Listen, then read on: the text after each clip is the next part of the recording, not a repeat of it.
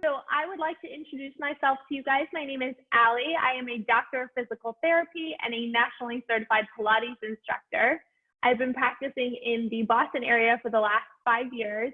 I just opened up my own practice a couple of months ago, and I'm really excited to join you guys today with the Community Online Academy for our 10th week. And so for those of you who this is your first time, welcome. We're excited to have you, and we hope to see you guys again. Today's program is 30 minutes on lower back pain. So it's going to be a mostly movement-based program. We're going to do some stretching, some strengthening. We're going to talk very briefly about ergonomics, and we do a different ergonomic topic every week. Today we're going to talk about how do you bend over, how do you squat the right way. And then if you guys have any questions, there will be time for a Q&A at the end. I do ask that you guys try and stick around to the end so I can ask for feedback, and I'll show you guys how to do that at the end of the program. So that being said, I want you guys to get the most out of this program that you can. I offer lots of different exercises, but also lots of modifications. Please take what feels right for your body. Your back, your body is different than mine. It's different than your neighbors. Not everything is going to feel great for you. So modify. If you need to take a rest or you need to change the exercise a little bit, that's fine. The point of this class is to feel good for your body. So do listen, and your body will sort of guide you and tell you what's right or wrong. So we're going to go ahead and start lying down on our backs. And if when you lie down, you know that you feel a lot of pressure in your back when your legs are straight, go ahead and bend them. I want you guys to find a comfortable position here. And I'll join you back on the mat. I'm going to stay sitting up for just a moment as you guys get settled in. So maybe this is an early class for you. Maybe this is towards the middle of your day, but regardless, take a moment to just settle in and melt down onto the mat. I want you guys to get in touch, get in tune with how your body feels on the mat today. So as you rest down, as you lie here, take a moment to scan from the top of your head all the way down to your toes, and just notice your body. Notice any differences you might feel from side to side. Notice any spots of tension. And know that there's no right or wrong right now, just notice it. And as you lie here and notice those spots of tension or heaviness throughout one part of your body but not the other, see if you can tune your attention into your breath. And so I ask everyone today to take your hands to your rib cage, right to the front of your ribs, and just allow your hands to rest down. And I want you to see if as you tune your attention into your breathing, can you actually feel your rib cage moving? Sometimes the answer is yes, sometimes the answer is no.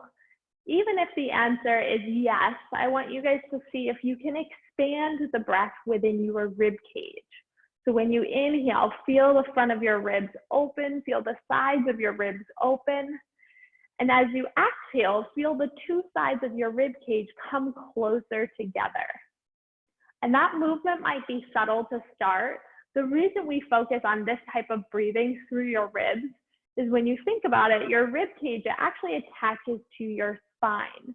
So flexibility of your ribs can help flexibility of your spine. So if your spine is feeling really stiff, a good place to start is getting your rib cage moving.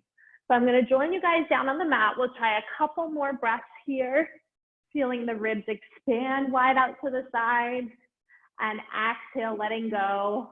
One more time like that, feeling the rib cage open, and exhale, letting the rib cage go. Very nice. So we're gonna, if your legs were all the way straight on the mat, go ahead and bend them. We're gonna start to add some movement into our lower spine. But I wanna give you guys some self-feedback, a way to know, is your spine really moving or is it more your hip joint? So you're gonna take your thumbs and place them right on the bottom of your ribs. Your pinkies are gonna go right on the top, the bony part of your hip. So I'll sit up for just a second so you guys can feel that. You're gonna thumbs on the bottom of the ribs, pinkies on the top of your hips. So you can now feel the space between your fingers, your rib cage and your hips. All you're gonna do is start to rock your pelvis forward and backward. So the space between your fingers should get bigger and then smaller, bigger and then smaller. So if you can feel the space between your fingers actually moving, that's a sign that your spine is actually moving, which is a good thing. And it might start off really small. It might be a centimeter or two. If your spine is stiff, that's normal and that's okay. I want you to work within what's comfortable for your back. So it shouldn't be stressful or a strain. But I hope as we rock the pelvis front to back, you can imagine that this gets a little bit bigger and a little bit looser. If you think about the space under your lower back, that space is getting smaller and bigger as well. So sometimes that's a little easier to visualize. We're gonna come back to this hand grip a little bit later, but this is just starting to introduce some movement in our low back. From here, let your arms rest down comfortably by your side. Walk your feet all the way together and your knees all the way together. From here, we're gonna gently rock your knees from side to side. So nice and easy, nice and slow. Allow your knees to go only as far as they can go without stress or strain in your back. So we're starting to introduce rotation. And you might find that you have a big difference from side to side, and that's totally fine. Just notice it, work within your body's comfortable range of motion. I encourage you guys to try and keep your knees together. That will ensure that the stretch goes to your back and not to your hips. We will do a little hip stretching later and we'll talk about that. So we'll try 3 more here. Good, guys. Last 2. Excellent. Last time, and settle somewhere right in the middle. Good. Go ahead and separate your feet, and you're going to bring your hands back to the thumbs on the ribs and the pinkies on the top of your hips. So we're going to start our first strengthening exercise for today for our core, our abdominals. And our core is what supports our spine all day long. So it's supporting us when we're sitting, when we're standing, even when we're rolling to get out of bed. So what I want you guys to do when we work our core today is to notice if there's movement in your spine. Part of our core's function is to keep our spine still. So as we do this movement, you shouldn't feel any movement between your fingers. So first thing, we're just gonna lift one leg up to a tabletop position. So right leg is lifted. Notice if you had any movement on your fingers. See if you can pull the rib cage down. And then we're just gonna start to press the leg out and in. Press it out and in. To modify, push up higher to the ceiling. To challenge yourself, you can press down lower to the floor. And you should feel no movement under your fingertips. If you are feeling movement, try and modify a little bit. See if you can find a place of stillness for your spine. Now, if this is still feeling really easy, you can pick the left leg up as well and see how that changes things. Good, and that's totally optional. You can also keep that left foot down. We go for 5, 4, 3. That's it, guys. Keep breathing here for 2. Last time, hold your leg straight. Now you can lift a straight leg up and lower a straight leg down. This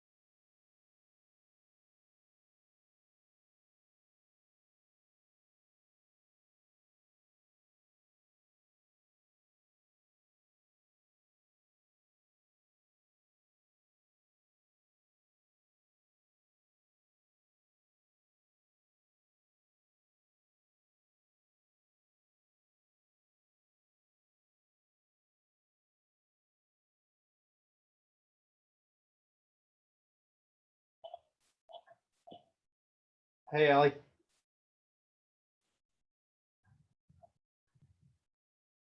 You're muted, Allie.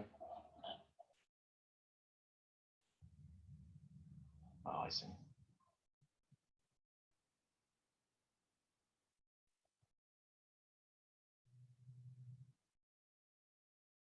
So sorry about that, Oh, guys. no. I was able to unmute myself because I was no longer the host. I'm sorry about that, guys. Let's go ahead and get right back into our program there. So I'm going to join you back down onto the mat. And we had just finished our right side pressing. We're going to get right back into that and go into our left side. So keeping our spine nice and still, we lift the left leg up to a tabletop position and then slowly press the leg out and pull in. Press out and pull in. And you're only going out as far as you can, keeping your spine nice and still. You can press up a little bit higher to modify and down a little bit lower to challenge yourself. The added challenge here is to bring the opposite leg up to a tabletop position and try from there. We go for 3. Good, guys. 2. Last time, hold it there. Now straight leg lifts and lowers. Lift and lower. So nice and smooth. Good. This is totally optional here. If you want to go back to the bending, that's okay. First 2 and 1. Lower your feet down and take a little rest. So we just worked to strengthen the front side of our body. We're going to work now into the back side of our body a little bit, our glutes. And I want you guys to remember this because we're going to come back to the glutes when we talk about ergonomics with squatting, bending over, picking things up. So our glutes, they do a lot of support for that when we are working. So I want you to be able to tap your heels with your fingertips, pushing down through your big toe and your pinky toe. And then lift your hips up to the ceiling. So in this position, you should feel your glutes working. And you can always take your hands to double check to make sure that they are on. If you feel pressure in your low back, bring your front rib cage down like you're making that space we talked about between your ribs and hips smaller. Now, keeping that space nice and still, we drop our hips down and lift our hips up. Drop our hips down, exhale, lift the hips up. So nice and easy, you can keep your arms down by your side, or if you want to feel that space between your ribs and hips, you can return your hands to that same position we've been practicing throughout class, lowering and lifting. We go for 5. Good, guys. Last 4. For 3. Good. 2. Last time, lift up, drop your hips down, and take a little rest. Now, we're going to come up to a seated position. I'm going to give you guys an optional challenge here to sit up using your core. But if you would like to just press yourself up to sitting, that's fine too. So if you want to try this challenge, reach your arms long overhead, find a full body stretch. And then you're going to lift up head, neck, and shoulders, one vertebrae at a time, curling yourself all the way up to a seated position. Very nice. So from here, let's go ahead and flip on over to an all fours position. So when you're in the all fours position, your hands should be right underneath your shoulder and your knees right underneath your hip. If you have knee sensitivity, this is a great place for that pillow, or maybe rolling up your mat a couple of times to give you some extra padding. If you have wrist sensitivity, you can always come down onto your forearms. Okay, so find a comfortable setup for you. I mentioned that we were going to stretch our hips a little bit later, so the time has come. So what we're going to do is start to circle our body around, pressing our hips forward, backwards, and sideways to both sides. Now, the reason we work on stretching our hips in a back pain class is that the way we move through almost everything is very closely connected with our hips and our back. They work together. So when our spine is stiff, if our hips are nice and flexible, it's a lot less stressful to our spine. We're going to reverse the circle here, go the opposite direction. Just notice that change And I want you guys to work within what's comfortable for your body. So if you make this circle really big and it starts to get sore, make it a little bit smaller, but you can challenge yourself here. See if maybe to one side or the other, you can go maybe an inch farther. 2 more. Good. And last time.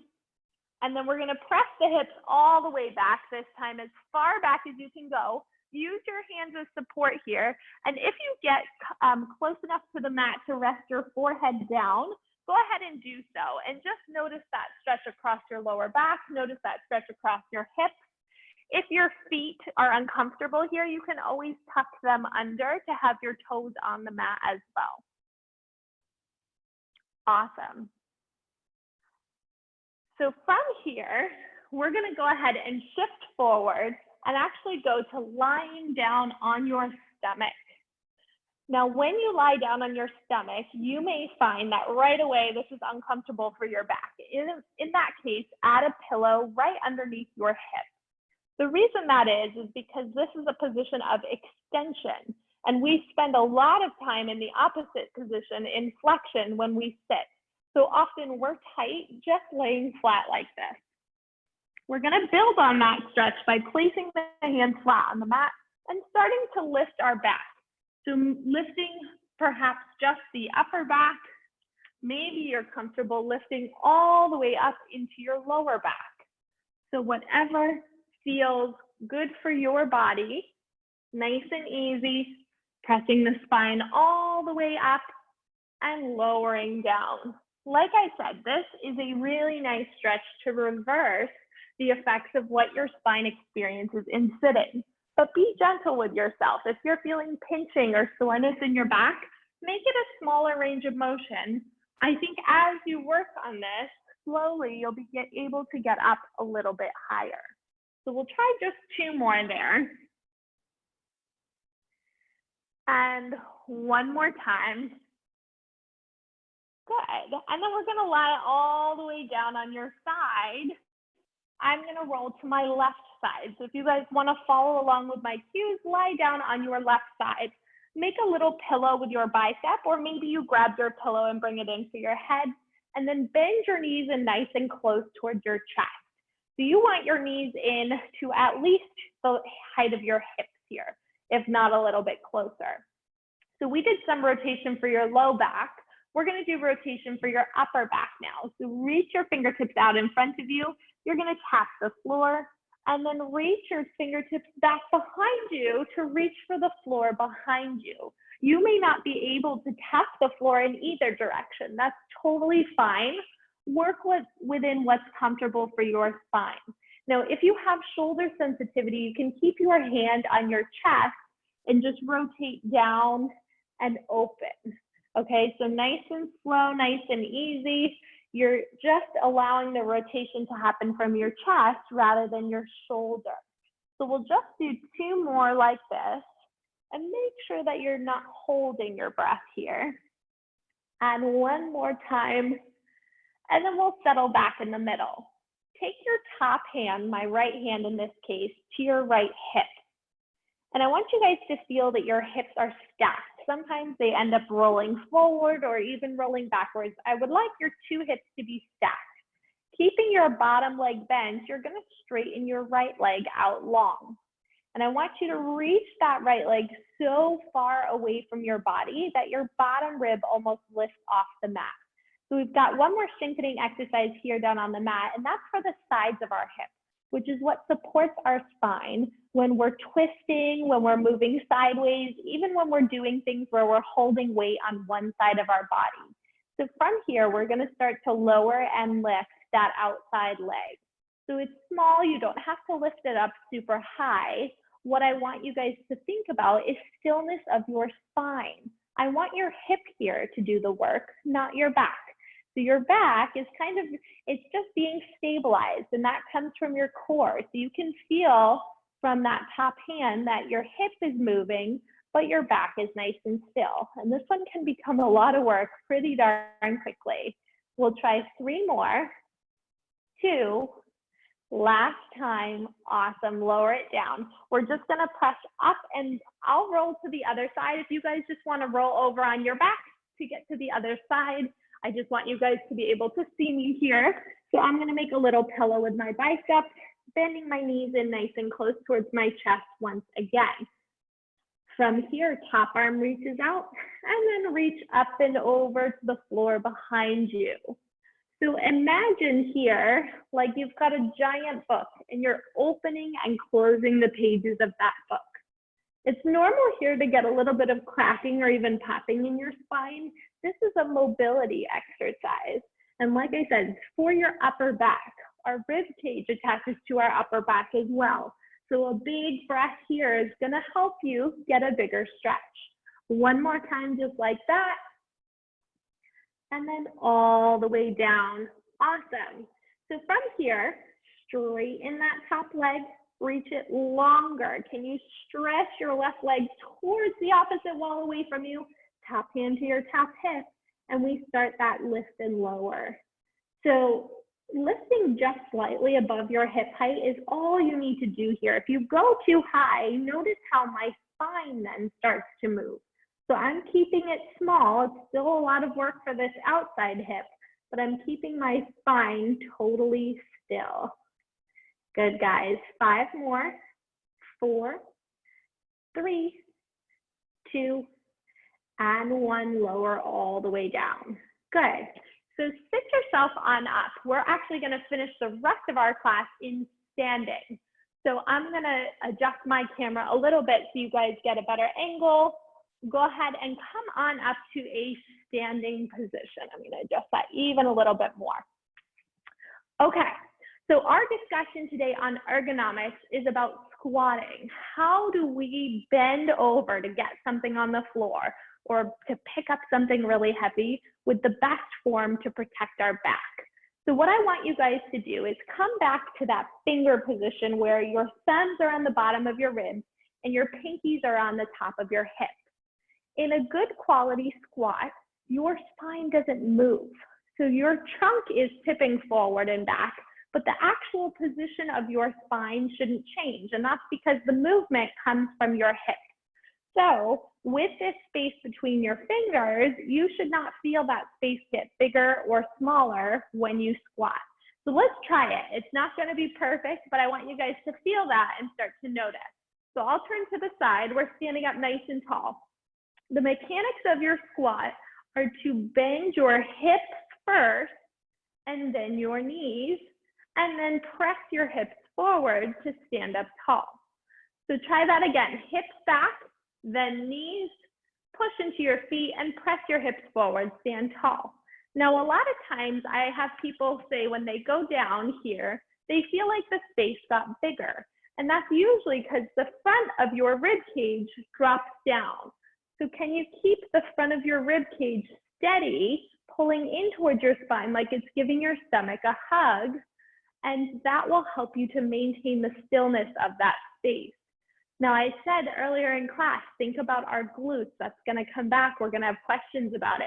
This is where those glute muscles, just like our bridge, are doing a lot of work. So if you're not sure if they're working, you can also keep your hands on your glutes to feel that.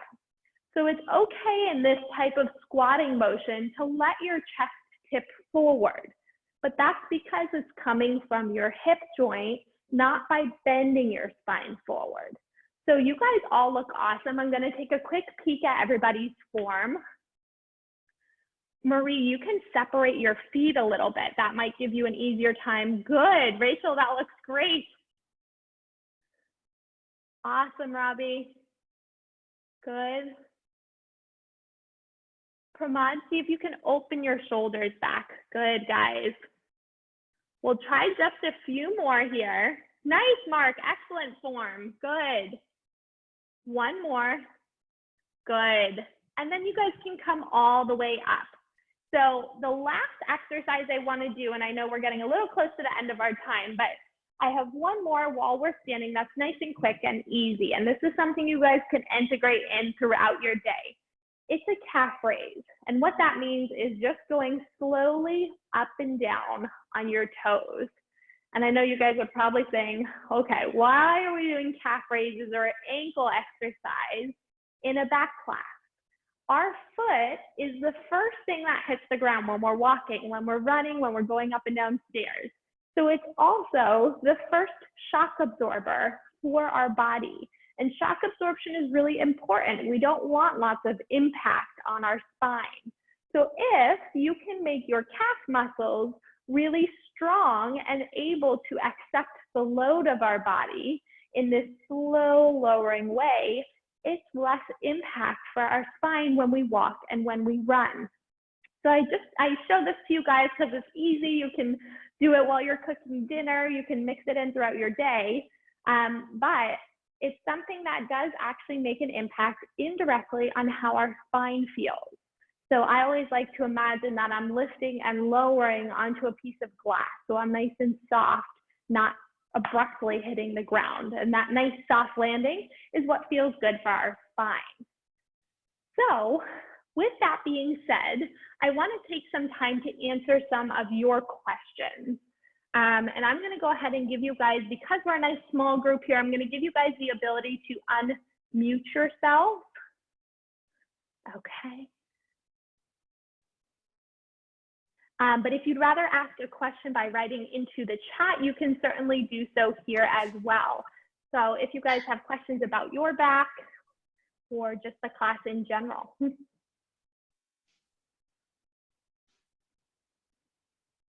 All right. Hey, Ali. Hi, Mark. How are you? Thanks for joining. Good, good. You know, when we're on the side and we're just like lifting the leg like sideways, sometimes I feel like there's like a pop, especially on one of the two sides, like a pop in like lower back. So if you hear pop, so it's like if there's a concern or. So that's actually not uncommon, and it's not something to be concerned about, but it is a good thing to notice. So anytime you're doing these exercises, especially the ones I mentioned today where I want your spine to be still, that popping is an indicator that your spine is moving a little bit. And it's not a bad thing. All of our spines, they move, and having mobility is good in many, many ways. But when the goal of the exercise is to keep your spine still, you don't want to hear that popping. And it's not bad, it's not pathological, like it's going to cause a problem, but more it's a sign that you're not keeping your spine totally still. So what I usually recommend in the beginning is to make your range of motion just a little bit smaller and slow down. So often if you slow the pace of your movement, your brain is able to react a little bit faster and keep your spine still by engaging those core muscles that help keep your spine still. And then as you practice, as you get better, you're able to pick up the speed and maybe make your range of motion bigger. But that's a great question. All right. Thank you. Oh, you're welcome. No problem. Thank you. You're welcome. So I have a question here. How do I use my yoga wheel safely?